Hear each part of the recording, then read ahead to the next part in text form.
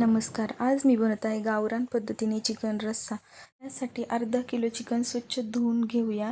त्यामध्ये हळद व मीठ लावून व्यवस्थित चिकनला लावून घेऊ व अर्धा तास झाकून तसेच बाजूला ठेवून देऊया.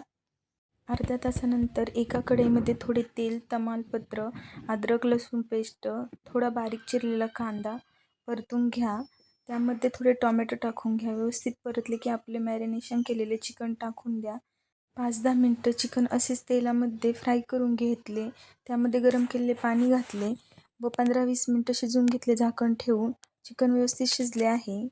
चिकनच्या भाजीसाठी मसाला बनवून घेऊया. त्यासाठी 2 कांदे, अर्धे वाटी खोबरे व 1 टोमॅटो भाजून घेतले आहे. त्यानंतर एका पॅनमध्ये धने, थोडे तीळ टाकून भाजून घेतले. हे सर्व साहित्य थंड झाल्यावर मिक्सरमध्ये टाकून व्यवस्थित बारीक करून घ्या पाणी टाकून. कोथिंबीर पण टाकली आहे. व्यवस्थित पाणी टाकून बारीक करून झाले आहे मिश्रण.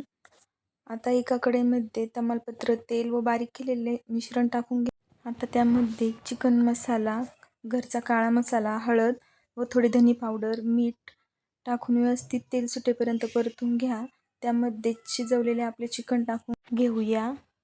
व्यवस्थित मसाला मिक्स करून घेतला आहे.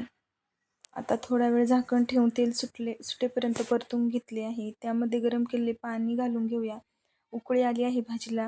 किती छान झाली आहे आपली चिकनची भाजी. मस्त तरी पण आली आहे.